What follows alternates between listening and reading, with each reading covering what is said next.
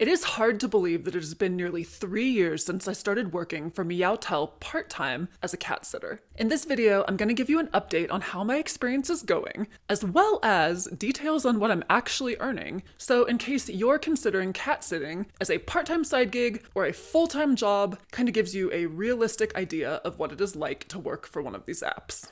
My name is Shannon, and in addition to working part-time as a cat sitter on Meowtel, I am the Meowme to the beautiful Miss Katniss Siamese. She's on Instagram if you want to follow her there. I also own and operate a small business on the, I say on the side because it sometimes feels that way now, but I am a small business owner in addition to the cat sitting, hence why the cat sitting is only part-time.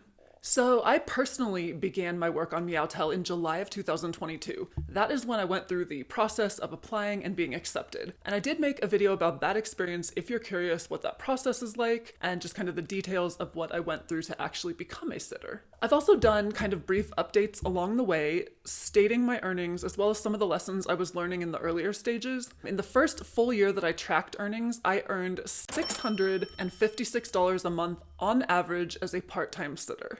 About halfway through the second year, I calculated my earnings at that time, and they were $862 a month on average. So the rest of the year played out, and I am happy to report that basically that held steady. I ended up averaging $858 a month for last year, and that figure, by the way, does include the fee that Meowtel takes out. So I've talked about this before, but Meowtel takes a variable commission on a sliding scale, and that means essentially that for each job you do, they are taking somewhere between 30 and 15% of your earnings to cover their costs, the app that they're providing you, the marketing they're providing you, the support they're providing you, the insurance they're providing you, which is important. Now, one thing to add some context to the last year's figure of $858, I ended up earning that after essentially taking 2 months off the latter part of the year. So pretty much I didn't do any cat sitting in July. I also didn't do any cat sitting in December, which is Christmas season and historically a very busy and lucrative time for cat sitting. But the bottom line is my earnings still held steady, and I did calculate them, based on 12 months. However, if I were to remove the 2 months that I took off, they were closer to $1,050 a month. Now, in my case, I want to stress that that number includes a couple of private clients that I had before I ever started working for Meowtel that I have continued to cat sit for. Meowtel as an app does not allow its sitters to meet somebody on Meowtel and then take them private. But when I was hired, I was already working for a couple of people, and we have kept that same arrangement, and there's definitely no rules against that. So something else I'd like to stress is that literally I could have easily doubled that number because the work was there. It was actually offered to me and I turned it down just because of scheduling realities with my other life. I honestly think I could have tripled, possibly even quadrupled it just from the requests I was getting through Meowtel alone. The work is out there, I guess, is the point that I'm trying to make, and each individual person is going to have to decide for him or herself what you're able to work into your schedule and if you're trying to take a part or a full-time approach. But I was actually really impressed with the demand and actually left feeling kind of bad sometimes when I had to turn people down. So in my particular case, almost everybody that I cat sit for last year was a repeat client. I am getting an extremely high number of people requesting me again and again and again. And this actually helps out in so many ways, but one of the biggest is it kind of gets rid of the necessity to do a meet and greet every single time because you already know the people, you've already been to their house, you guys have already met. Oftentimes you still have the code to their garage or door, and frankly, it's not necessary to do another meet and greet. Now, I will put the caveat out there that if it's somebody you haven't seen in like 6 to 8 months and you ask them if anything's changed and they tell you like they've moved to a new house or something, of course you want to do a meet and greet, or like if they got a new pet as well. But generally speaking, it just saves time when you get repeat clients. As well, honestly, it feels good because clearly it is an indication that they are happy with your service. So I mentioned Meowtel's commission is on a sliding scale where they're taking anywhere from 30 to 15% of your earnings from every job. The way that is factored in, which I've discussed in previous videos, is basically per client over a lifetime. So once with a single client, you earn at least $300. So the first $300, they are taking 30%. Once you get above $300, you move into the next tier, and the percent Meowtel takes drops to 25%. There's also a 20% tier and a 15% tier. I have gotten most of my clients to either the 20 or 25% tier. I have one at the 15% tier. That's not super easy to get to, but just know that there's incentive to keep getting repeat referrals referral business because they're taking less of your money.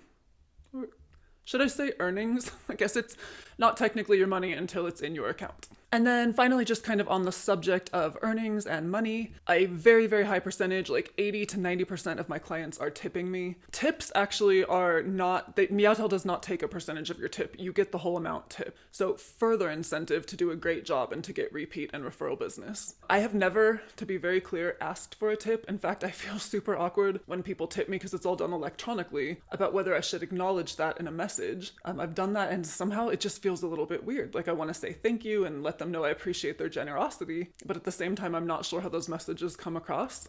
However, in addition to tips, and what has happened more and more, and which I find so cool, is clients have gone out of their way in various ways to show me their appreciation. So people have left me Starbucks gift cards, handwritten thank you notes.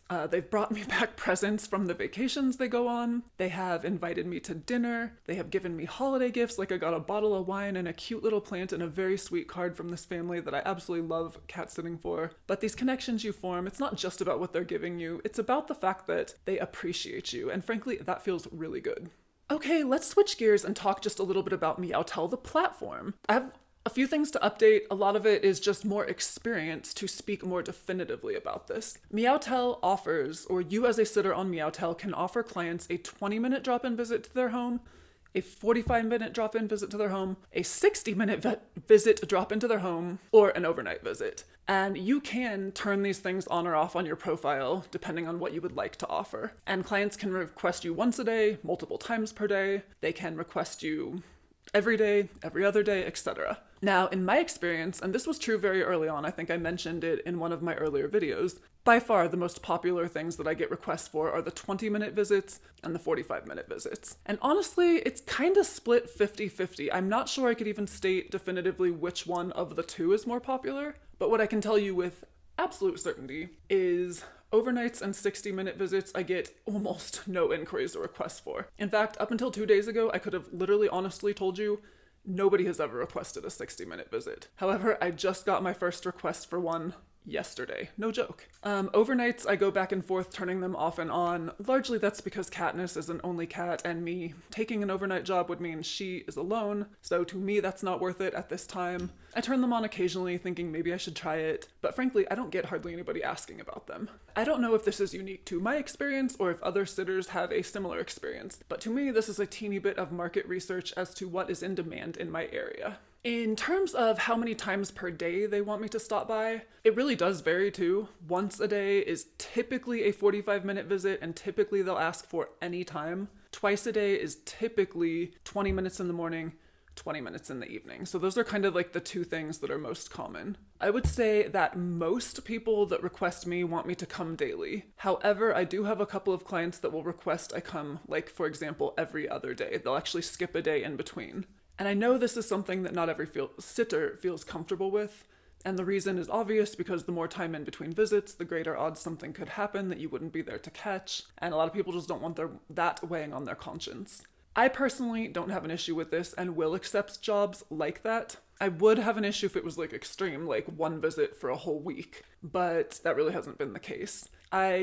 Story for another time, not for this video, but I come from a background of the cat I had prior to Katniss had major aggression issues to the point where I couldn't have anybody watch her. Very, very, very difficult situation. So if I wanted to leave, it was literally me prepping my house for her to be by herself. That was liability related, and I almost never left because of it. But, I mean, frankly, the couple of times I had to leave her alone for multiple days. Hated every minute of it, didn't feel good about it, literally had no choice. And so I guess that's the part of me that doesn't worry so much about the every other day because I've had to do worse. I know that's not a great reason, but it's just the truth. So another key thing that is still true is Meowtel made a great impression on me in the beginning because literally the screening process to get hired was not a joke. They really did their due diligence. It was a multi-step process. It gave me a good impression about how the platform is run and how seriously they take things. And honestly, guys, nearly 3 years later, I still feel the same. I think it makes a great impression, frankly. And I speak to you as a cat owner, an overprotective cat owner. I would not leave Katniss with just anybody. And I am so incredibly grateful that there's a platform that I can trust to find somebody wonderful. It's a little bit of a side note, but I've heard a lot of chatter and I've seen a lot of people asking questions about, should you trust a sitter you meet on an app like Rover or Meowtel? There's horror stories that blow up in the news. I don't know that I've ever heard one about Meowtel, certainly heard them about Rover and other platforms. I think that's a discussion for another video about my thoughts about that and just some ways to protect yourself in any situation when you're hiring a cat sitter. However, Again, just want to reiterate, Meowtel, well run. And here's some things that just kind of stand out. They do regular seminars for their sitters, so these are like educational. I just took one about understanding cat aggression, being able to recognize it, identify it, and how to react to it. And frankly, that's a topic that hits close to home for reasons that I just stated. But just the fact that they would bring in an expert to talk to the sitters about that, I found to be very helpful. They send out a regular newsletter that both incentivizes sitters by providing, stories and highlights about sitters that are doing amazing jobs, and also educates sitters on a variety of cat-related topics. They have a support team that is available. You can call, text, etc., ask any questions, get some support, run scenarios by them. They incentivize sitters. So recently they did this thing where if you ranked in the top 1%, 5%, or 10% of sitters in your area based on five specific criteria, then you got a little bit of a bonus. Now, I'll be honest, when I got that email, I was a little bit disappointed I was not selected. I fit all of the criteria except the one about booking in the highest number of jobs, basically being a fully booked full-time sitter. That's not me because this is a part-time approach, and so I don't think I was ever seriously in the running. However, it is something awesome to strive for, and I think it's really cool that they offer that. You can network with other sitters in your area, which I think is super important. It's actually something that I've started doing, meeting for coffee, sharing stories, exchanging contact information, creating kind of like a referral network should it ever be necessary. And frankly, getting to know other sitters, so if I need somebody for Katniss, I might have somebody that I know to call. And then finally, they do market research for you. And when you log into your profile, you can kind of see what their market research is telling you in terms of where your rates stand. And recently they sent out an email talking about how rates had been adjusted in the area and how your rates might need some attention. So I pulled up mine and I find that mine are, according to Meowtel anyway, higher than what is in demand in my area. And so then that brings up the question, should I adjust? Which again, I think is a topic for another video. I'll just tell you briefly, I have not adjusted mine. And then they also have little bullet points about the types of things that are trending in your area, the dates that are popular, as well as some helpful reminders. So in general, I just think that Meowtel continues to make a great impression. I think that you can feel good whether you're working for Meowtel as a sitter or hiring through Meowtel as a cat parent, that you are overall going to have a wonderful experience. Okay, finally, I just want to share with you 5 key lessons that I have learned in the past year. And education and learning lessons is an ongoing thing. It does not matter what career you're in, what point in that career you're in, whether it's full-time, whether it's part-time, we are always learning. So these 5 things have been big themes in my previous year. Not to say there aren't other things that I've learned, not to say that in the future these will be the same, who knows? But here you go.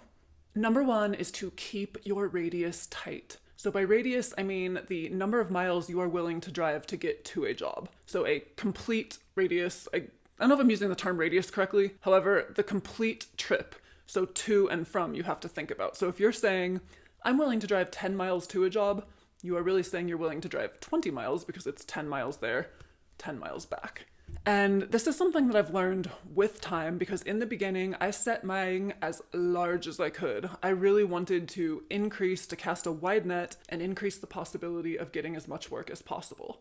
And to a certain extent, this worked because I was able to, by casting a wider net, appeal to a wider variety of people. And I ended up getting multiple clients that are not close to my house. And I literally mean this, 25 to 30 minutes one way. And I was willing to do it. And I think in the beginning, I could write that off to the cost of doing business, the extra time, because I needed to get experience. I needed to get reviews. That is what gets your profile up and running and in front of other eyes. And I thought it was a good move.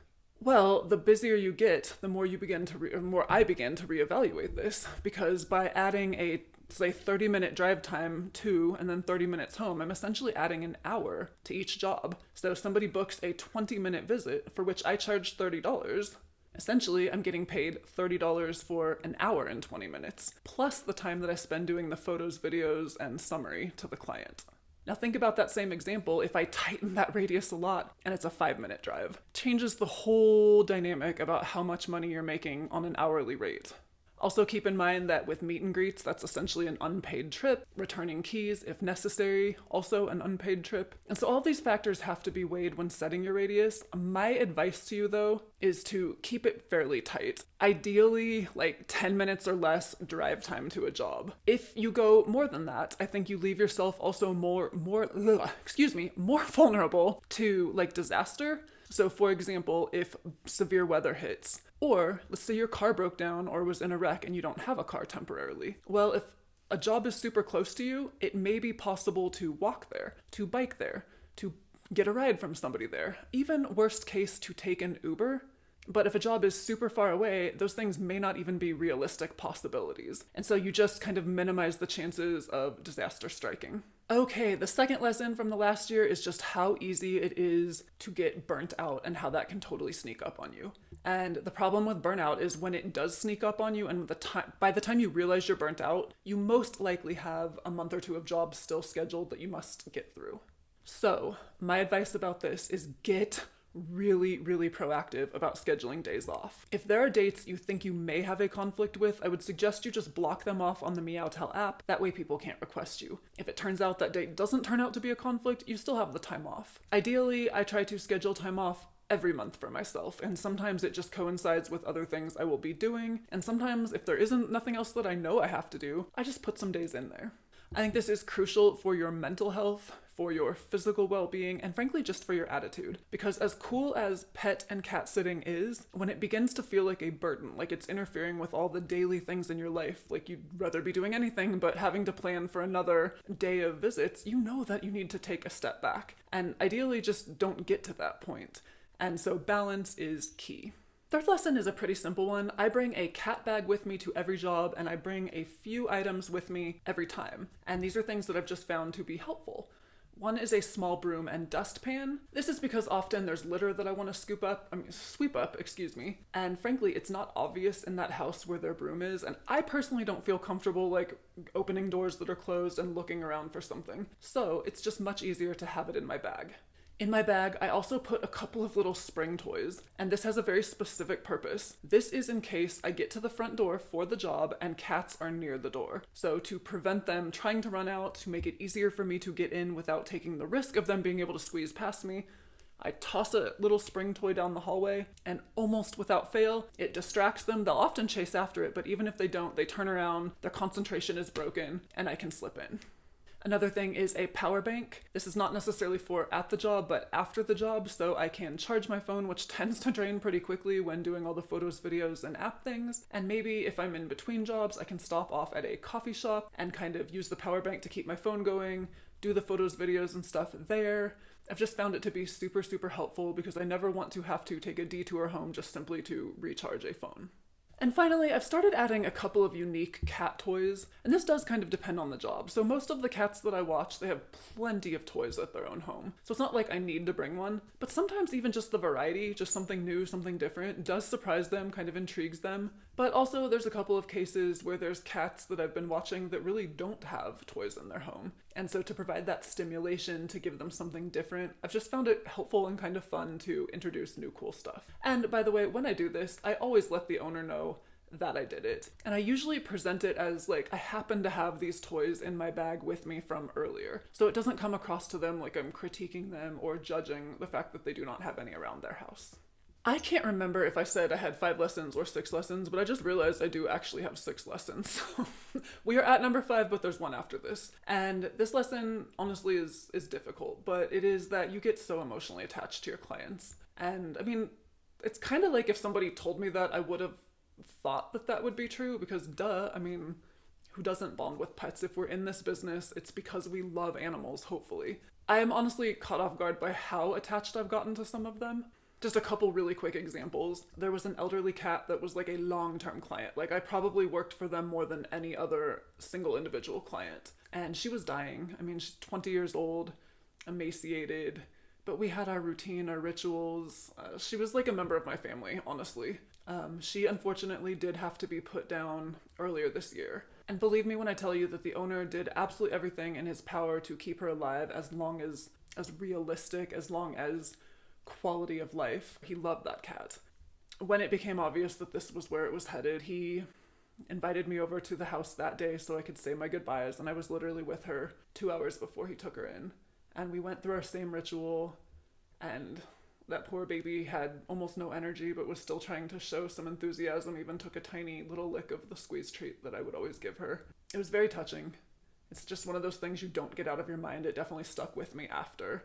And he ended up donating all her food to me, by the way, which I took up to this feral colony that I've been helping out with. Other cats, I guess, benefited peripherally from his generosity, but it was so sad to have to say those goodbyes. And it's just one of those things where it goes with the territory. When you get attached, I mean, that's the side of it. You definitely get attached in a great way. Like, I have clients I love seeing. They're like my faves. I mean, they're like my buddies. Their cats are my friends. But, you know, nobody lives forever, and so that's just something I've learned that I have to prepare emotionally for. Okay, final lesson, and to wrap up this video, it's really just the importance of personalized, excellent customer service, and how this really is the cornerstone of getting word of mouth and repeat business, which is literally going to make your business more profitable, more successful, and frankly, more enjoyable. And personalized service, my advice here is you have to keep your eyes and ears open throughout the job to understand how to personalize it. So, I mean, excellent service for everybody. Attentive, on time, responsive, all the things for sure. But personalized is more what fits that scenario. And this is something my brain is always thinking about. And so to give you just one example, there's a cat that I've been watching, and I had noticed on a job that I was wondering if perhaps it was having a hard time chewing treats or having some dental pain.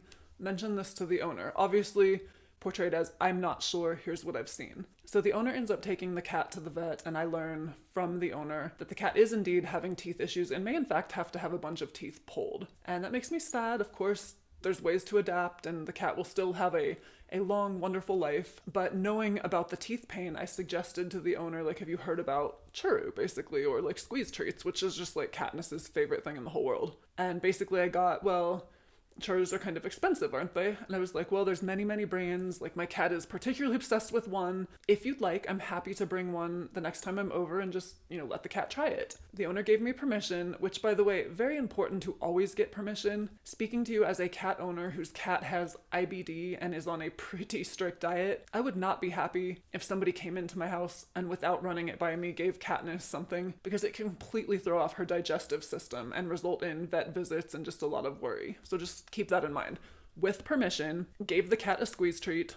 Not surprisingly, loved it. Let the owner know, sent videos, all the things. And at the end of this job, I continued doing it with permission every day that I was there during that job. At the end of the job, what I ended up doing for them is going to PetSmart and buying a small container of the squeeze treats that I had been giving, and wrote a handwritten card basically saying, wanted him to have these after I leave, so you can continue to enjoy them, so you can see exactly what I was giving, and thank you so much, I had a great week. So it's basically it was worth, I think I spent $3 on the gift and the card, and then added a card. So it's not the monetary value that matters, it's something that for that cat, for that job, for that situation mattered.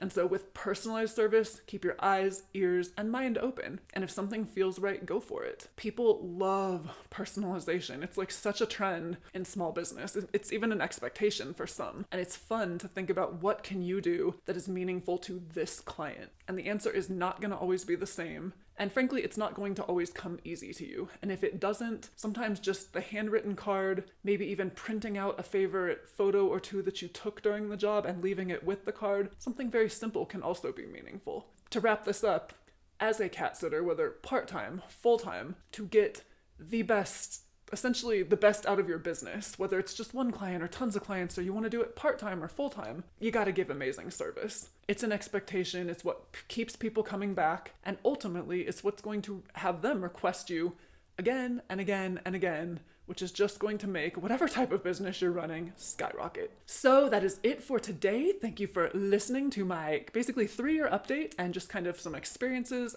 as the reality of a part-time Meowtel sitter. If you have any questions, if there's any topics you'd like me to delve deeper into, feel free to leave them below. I've got lots of plans for some fun stuff that I'm looking forward to talking to you about. That's all coming in the future. In the meantime, I hope you guys are having a wonderful day, and I will see you in the next video.